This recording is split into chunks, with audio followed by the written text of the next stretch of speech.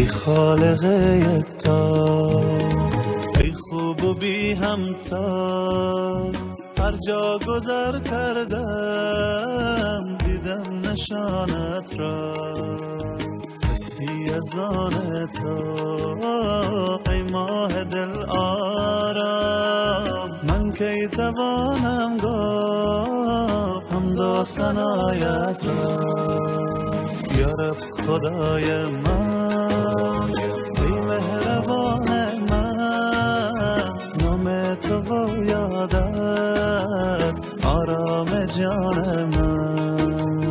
یا رب خدای من، ای مهربان من، نام تو و یادت آرام جان من.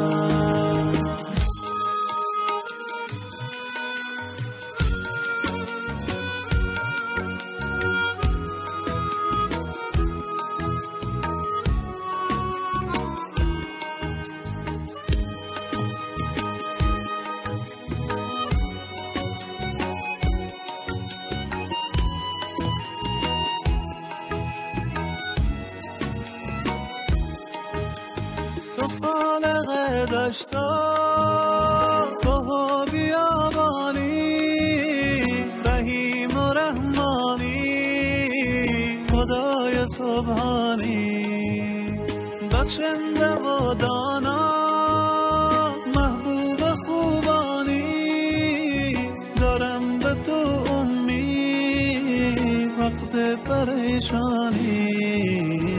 یا رب خدای من، ای مهربان من، نام تو و یادت آرام جان من.